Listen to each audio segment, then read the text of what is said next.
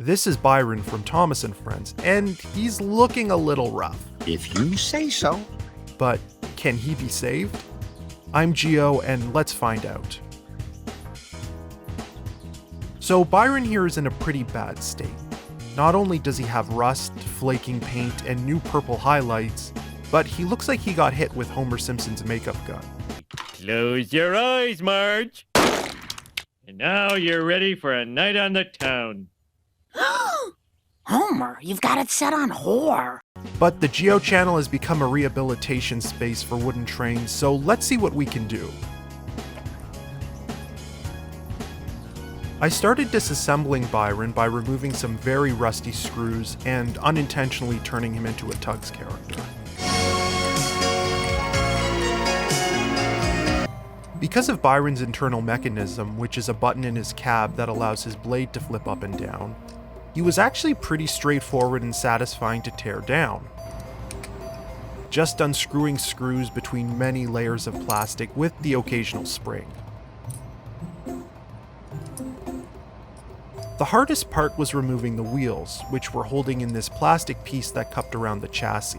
Usually removing wheels is pretty easy, but because Byron's wheels were flush with the chassis, it required a lot of fiddling with a flathead screwdriver and some other tools that I probably shouldn't be using for this. It didn't help that the axles were completely covered in rust too. But finally they were out and his chassis was free from its plastic prison. Byron's face needed some extensive work done, so it was separated from the wooden body by jamming an X-Acto blade between the two and hammering down. Easy peasy. Amazing! And now, the restoration process begins. All of Byron's plastic parts were brought to the sink for a deep clean, starting with a soak in warm water and dish soap, while Byron's face got its own private container to submerge in. After around 6 hours, most of the paint separated itself from the parts, and his face was starting to look a lot less pink. I took the liberty of also separating the remaining wheels from the axle bars and giving them a soak too. About a day later, I had the gratifying pleasure of rinsing everything off, and I was genuinely shocked at how clean some of the pieces came out, considering how nasty they looked before. And here's the remain of the Byron bathwater that I'm kicking myself for not bottling up and selling. Someone in the fandom would probably buy it. But the cleaning process wasn't done yet. Using a toothbrush and some more soap, I gave some of the pieces a deeper scrub to get rid of the more embedded dirt. And after just a rinse, Byron's face came out almost perfect, besides some sun fading that we can get to correcting later. The rusted pieces, including the aforementioned screws, axle, and magnet guard that I removed from the chassis off camera, were put into a small container with some white vinegar to attempt to de-rust the surfaces. Wait, is de-rust even a word? The vinegar wasn't as effective as I'd hoped, but it was good enough. But something that is effective is you hitting the subscribe button. Shameless plug. I was left with what I assume is Byron's engine to clean. I was lucky in the fact that most of the original paint, specifically where the print is, was intact, but some of it was covered by the added paint, and on the top, a huge chunk of paint was missing, likely from water damage. So I carefully took a slightly damp paper towel and slowly dabbed and wiped the affected areas only. It was a pretty nerve-wracking process. One wrong move could accidentally rip off some of the original paint. But after a lot of patience and rubbing, it came out unscathed. And with that out of the way, it was on to painting. My starting point was Apple Barrel's Yellow Flame, which was a very close match to the original paint, but still not perfect. I added a richer, more saturated yellow, which seemed to get it a little closer, so I started applying that as a base. I started touching up the engine after masking off some of the printed details with some tape, when I realized the yellow was missing a pinkish tone. And after adding some warm bisque to it, I finally reached a perfect match. And for the record, Warm Bisque is probably the weirdest paint name I've ever encountered so far. I was inspired to restore my Byron after seeing his TV series model get revealed during a special program for Thomas's 80th anniversary on NHK TV in Japan. Despite actually seeing the model in person earlier that year, it was really this big presentation and appreciation for it that swayed my interest to get my restoration done. Funny how that works out. To make him look a little more interesting, I decided to paint the front of the dozer blade a light gray to match how he looks in the show. I was a little hesitant that this would make him too detailed, but I'm glad to be proven wrong as it really made the model pop. I did some more touch-ups on the engine and chassis, which was specifically satisfying being able to preserve the name and production code on it, and wrapping up with the finer details, I made sure to also paint these little bolts on the side of his arm, which I didn't even realize were supposed to be silver at first. And painting was complete. I took the pieces out for a final sealing. The blade was sealed in matte chalky finish, and the chassis and engine were done in gloss. I would usually move on to putting him back together at this point, but before then we had one final piece to fix: Byron's face. It seems that all that makeup from before was hiding a pretty horrific burn. It burns!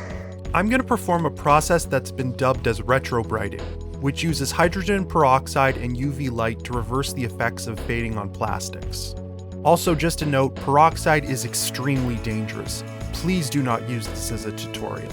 And if you do, please do some proper research on the health risks associated beforehand, and note the intro card. It's dangerous. I started by lathering the pieces in peroxide cream. The wheels were looking a little burnt too, so they're going to get some treatment as well. Most people use hydrogen peroxide for this process, but I decided to just use the cream as that was what was available. You can see I'm wearing gloves as well because, again, this stuff is dangerous and really bad for your skin.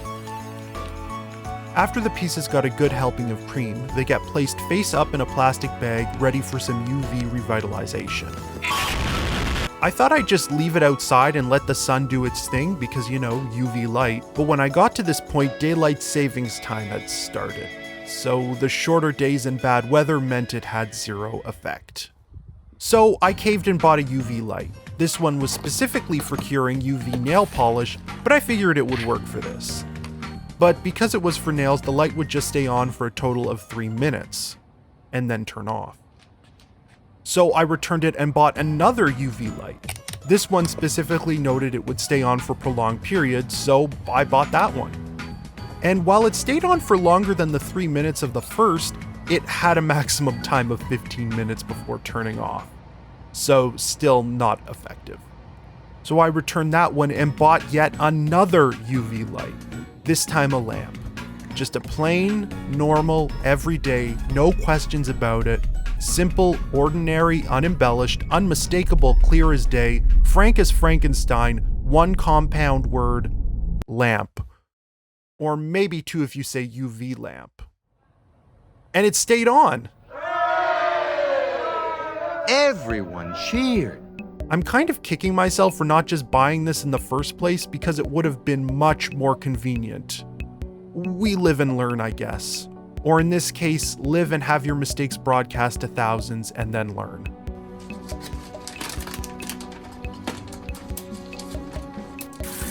A few days later, the remainder of cream was washed off and everything came out perfect with Byron's face looking fresh out of the factory. At this point, all the pieces were clean, dry, and ready to be put back together. I put him together backwards, starting with the chassis and hammering in the wheels. I also realized I completely forgot to mention his caterpillar treads, which were shockingly intact. Most Byrons you find secondhand are either missing one or both. The reconstruction process was going well until I got to this part here. That specific piece I'm struggling to put in triggers the blade to move and is supposed to go under the plastic part I hammered in. I ended up struggling way more than I should have trying to get the piece back into the hole, until eventually realizing it's supposed to go under, and I resorted to ripping off the wheels again to get it in. I naturally neglected the fact that I had literally recorded myself disassembling him and I could have easily just watched that beforehand. But we got there in the end.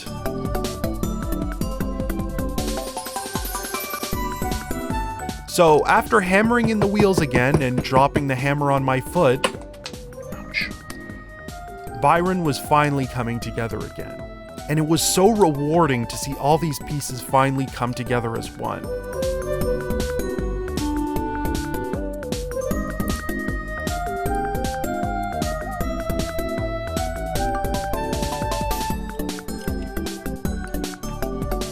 When it finally came time to connect his upper half to the chassis and test his blade,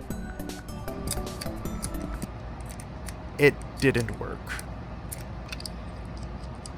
So I did what any sane person would do in this situation. I completely took him apart again for the third time to figure out what was going wrong. I could have once again checked the video, but I was lost in the sauce of trying to figure out Learning Curve's engineering marvels. And eventually, we got it. Yes. Oh, no.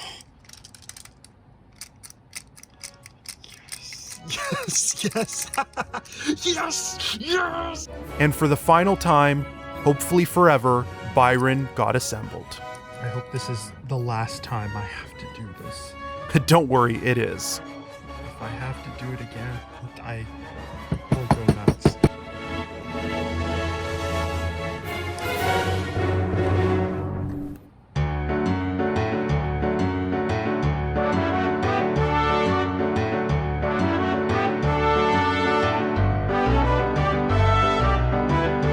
Nonsense! Patrick can't pour his mushy concrete until I level the site. That makes me the most important.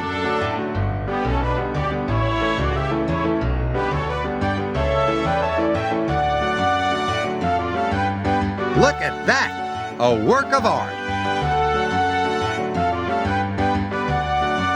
So here's Byron all fixed up, and I'm pretty shocked I was able to pull this off. It's a little ironic considering the effort and resources that went into this, especially as Byron is a pretty common item, but I think the endeavor was worth it, and it makes him a lot more personally valuable to me. I want to thank Yin with Goggles for sending me Byron in the first place. They got Byron in a lot and passed it along to me, so without them, this wouldn't have happened. And if you like ASMR, I'm going to be uploading a few shorts with just the raw audio of Byron being repaired, so make sure to check that out. Why are you whispering? I don't know. I just assumed they did that on ASMRs. If you made it this far, let me know what you think of Byron in the comments below. And let me know if you want to see more restorations like this in future. If you enjoyed the video, please consider liking and subscribing as it really helps me out. And if you want to go one step further, check out my Linktree where you can follow my Instagram and send support through Ko-Fi. Any and all support helps. But to end off, I've been Geoh, thanks for watching, and I'll see you next time. Maybe I should restore them next.